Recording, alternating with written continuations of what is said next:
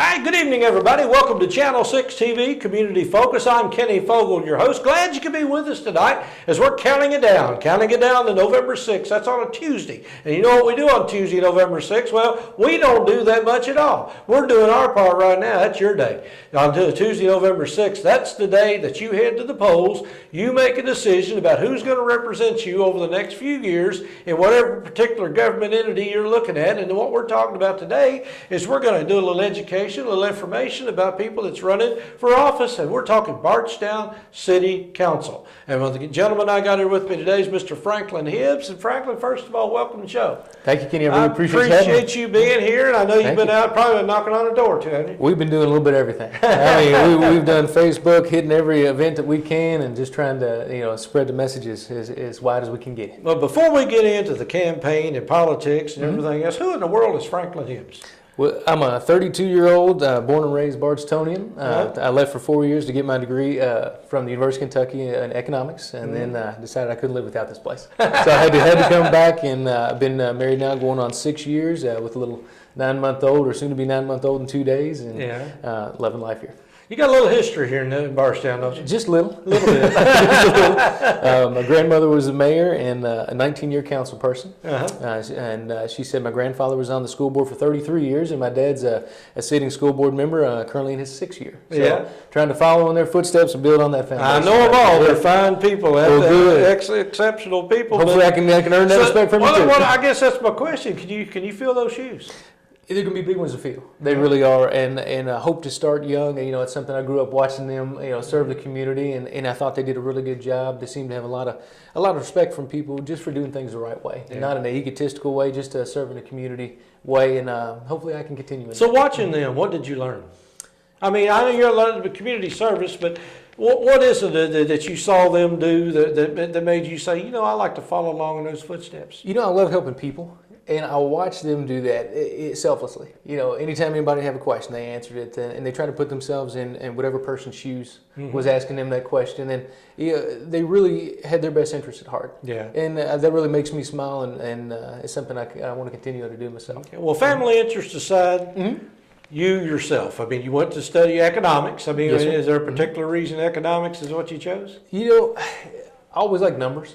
And I think that's why I got the budget here in front of me too. I've been kind of pouring over that a little bit. Yeah. I know it's a huge part of what we do at the council, and it's something that always kind of came a little naturally to me, and something that I like. So I know everyone else was kind of going for a marketing major. I want to do something a little different. Yeah. So I chose economics and got lucky to get out of there in 4 years. And so you came back to Bardstown and decided you liked it around here. No, and I don't say that flippantly because we're losing a lot of people. A lot of people are going to college or they're moving away and they don't come back.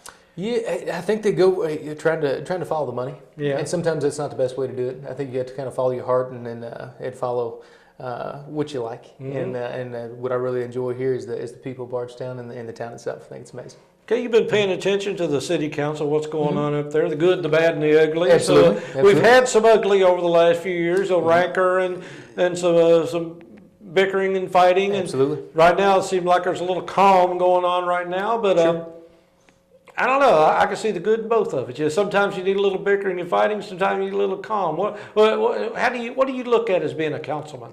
I went back and actually watched all the debates and kind of saw a little bit more in depth of what was going on back then. And there's a lot of divisiveness. And I think that you see that in politics today. And I don't think you need that, in especially local government. We all need to get along. We're all here for the same objectives, same goals, same purposes, to serve the community. And I think the council's doing a pretty good job of that. I told myself setting out that I was going to make every meeting I could possibly make since I announced my candidacy, and I've missed one. And I'm proud of that too, because I think you learn more about the position. It's funny, I told Dixie after my first one, I said, what did I get myself into? Trying to understand everything from the first time is tough. Yeah. But I think I've got my head around it and watched what they're doing. They all come from diverse backgrounds, but I think that's what makes it good. Someone always knows something about the topic. Yeah. And they trust each other, and that's what you need moving forward. Well, you get into a lot of issues, roads, mosquito spraying, I mean, all these things, but you hit on the subject a few minutes ago that to me, city council, you got to understand more than anything, that's a budget, because that's sort of the working outline. You don't have mosquito spraying, you don't have paving, you don't have sewers unless you got a budget, and you got to know what's in there. You absolutely have to. And that's why, going back to your economics a little bit, you understand the budget. Yeah, I do. Looking at it the first time, I thought I had my head fully wrapped around it. I said, "Oh, this is easier than you think it's going to be." And I had Dixie over one day. I said, "Dixie, explain to me a little bit more."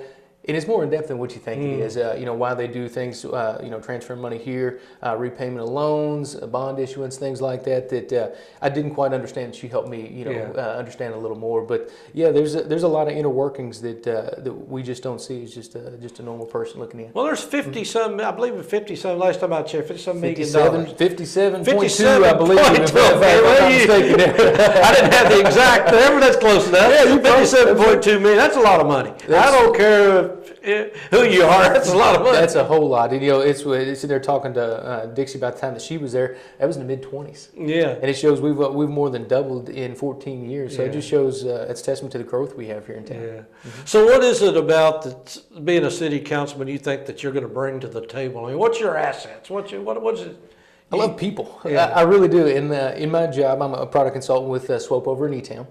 We deal with people every day, and you're always trying to find what's best for the customer. And I think that's something I can bring to the table. I don't like divisiveness. I don't like bickering between the two. Although you do need to have a little bit of friendly competition with one another as far as that goes. But I really want to get into the heads of all of our constituents. Make sure that we're doing what they think is best, and if it's not exactly what they want, tell them why. And I think that's something we haven't done in the past that we need to do. Right before we went on the air, you mentioned a word to me that sort of it sticks at me because I don't know who's got the answer and who doesn't. That's the word opioid, and I know that's something that you mentioned that's a special interest to you. It is. I think it's something we really need to focus on. My wife works for an opiate treatment facility in Louisville. And of course, you can't go into any detail about anything, but she said the epidemic's bigger than you could ever imagine. And theirs is just one of a small place. And I think that's something that we fiscally have to address. We have to do something that's going to make sense for the budget, that's going to fit in there. And I did look at a couple of things that the Cabinet for Health and Family Services came up with as far as some drug prevention techniques that we might be able to implement as a council that's still going to be cost effective, but yet effective in the fight against drugs.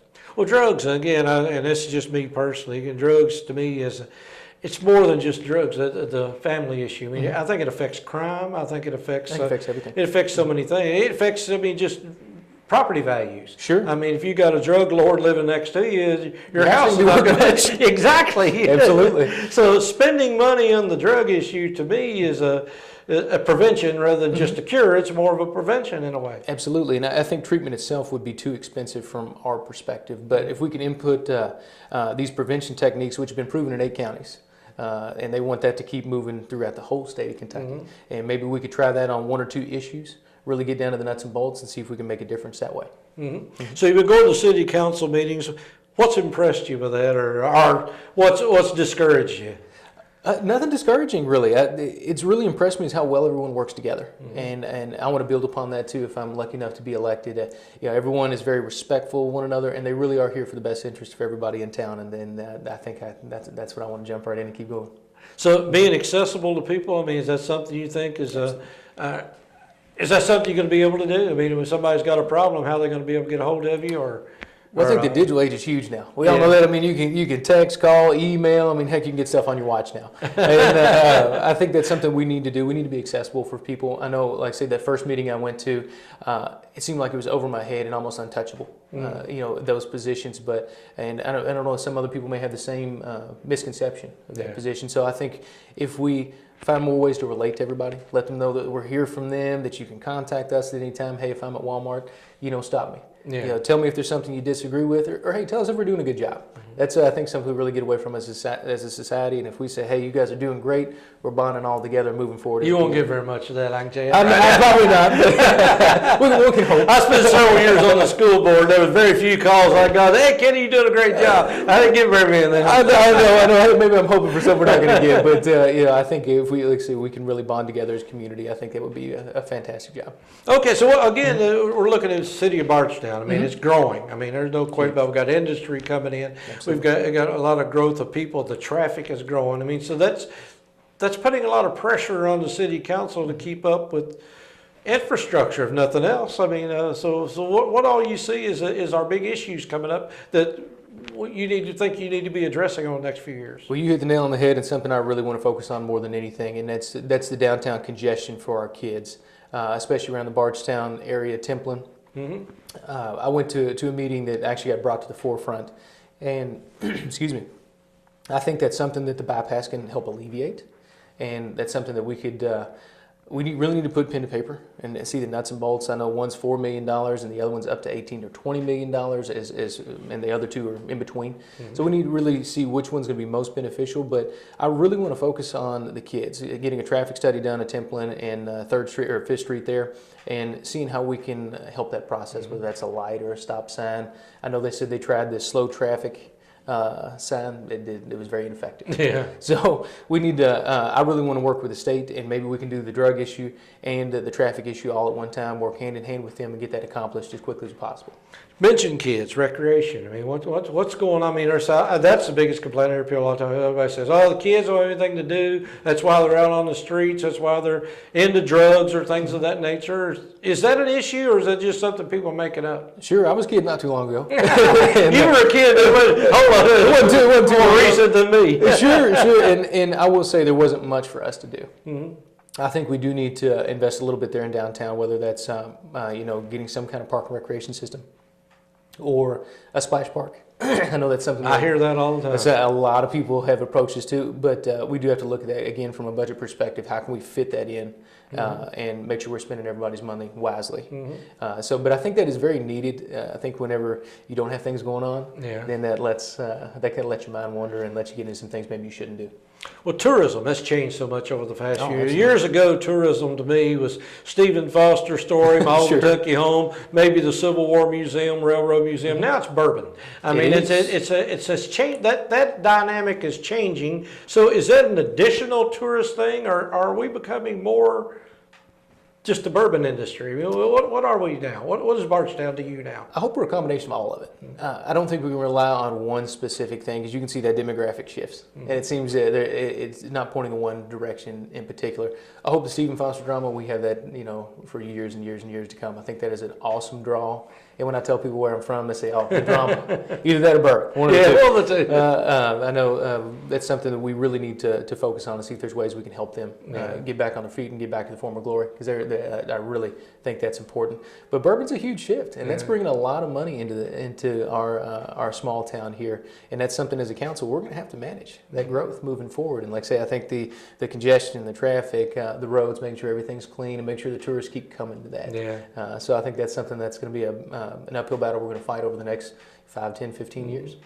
So again, like I said, you got the pedigree. You've been working at it for several years with the economics and and the passion for people. So basically, if I summed it up as to what Franklin Hibbs stands for, or am I missing anything?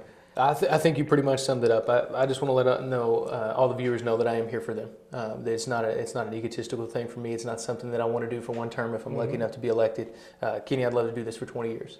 And follow my family's footsteps and have all the people at the end of that tenure say, he did a great job. He was here for us. And I want to be approachable. I want everyone to come up and tell me what they need, and I've had that already. I just need to be in a position to see if I can do anything to help them.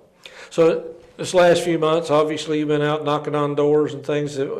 Is anything surprising you? I mean, nobody's chased you away or sicked a dog on you? Or surprisingly, they've been super supportive. You've seen a big shift in the age group that's actually running. Exactly. And when I tipped my name in the hat for this, I was the first young one that scared to death. Because there's always rejection, but there's rejection in anything. But so far it's been awesome. I had a lot of people say, "Hey, we need that," and the reason I put my name in the hat is we do have an older council. And I don't mean that in a derogatory way, I understand what you're saying. Just age-wise. And I think in the future, we need someone young there to learn from them, to be a sponge, absorb all their knowledge and carry that forward. That way that transition, when they do retire or find something else that they'd rather do, that transition is not a rocky one. It's an easy one. Well, it is becoming a digital world. I know a senator just a few weeks ago asked Bill Gates in Congress, how do you make money on Facebook? And he looked at him funny and he said, we don't, so we don't charge. And it's that concept for older people is, and I'll be honest with you, I'm a bricks and mortar type person. Yeah, I like paper too. Yeah, but like I said, but it's going away from that. I mean, if I call up and ask a question about the internet, they may answer my question. I may not have a clue what they just told me, but I hope they know what they're talking about. You hope so, and you're going to cross your fingers and trust what they say. Sure, absolutely. So again, Bardstown runs an internet. They've got the utilities. I mean, there's so much that goes on with city government that you have to be almost a jack of all trades to understand every little aspect of it. But Absolutely. I know they divided up. Each councilman has certain departments. So what department do you believe you would be most comfortable with if you got elected? The tech wouldn't bother me at all. I think our generation grew up on that technology, so I think that's something I'd be very comfortable with. But any of them, honestly, I'd like to dip my toe in all of them. Learn a little bit about them to make sure that I'm making the right recommendations for the people. And that we can keep everything as good as we can moving forward. Can Bardstown get too big?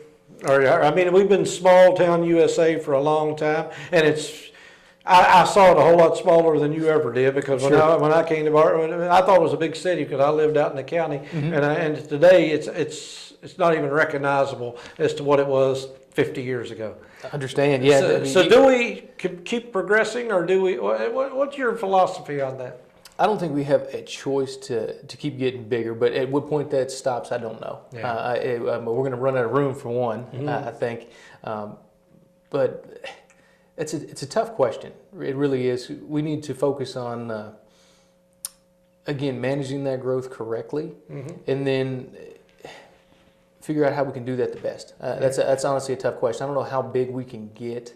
I think space is going to be our biggest problem. Well, we're running out of space already in the industrial parks. We've got 2 industrial parks, and both of them are just about full. Yes, sir. So I don't know if it's buying more land for industrial parks. I don't know. I mean, I don't have I've got the luxury of sitting back and letting the city council make that decision. So you may be making that decision. I don't have to. Sure, and that's one I think I need a little more information on to know you're making the right judgment call at that point. But I don't think there's any choice we have to get bigger. We just need to make sure we're doing it in the right ways. I think you touched on infrastructure. I think that's the best thing that no one's really talked about much. We need to make sure that our water, sewer, and electric is up to snuff. Yeah. And I think that's why the businesses have migrated here as well. As we've done a good job managing that so far.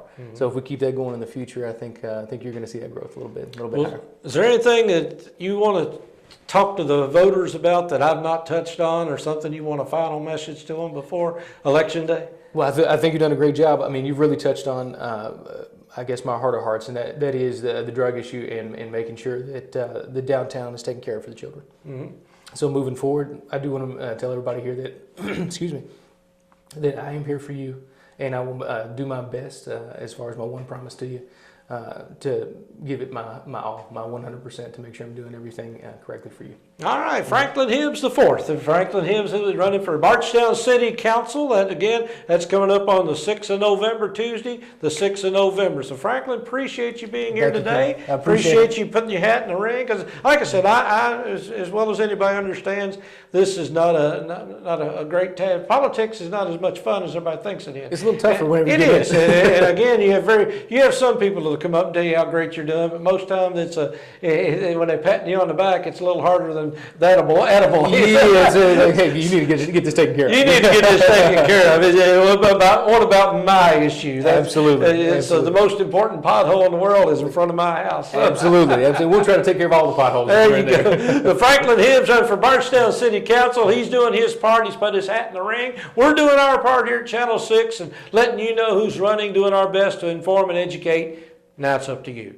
November 6th, Tuesday, November 6th is the day you go behind that little curtain into the ballot box and make your decision. Bardstown City Council, you got several other things to vote for, but we hope you at least show up and vote, and we do plead with you to do that. So Franklin, appreciate you being here. Appreciate you tuning in. Stick around. A lot more to come here on Channel 6 TV. We'll be right back.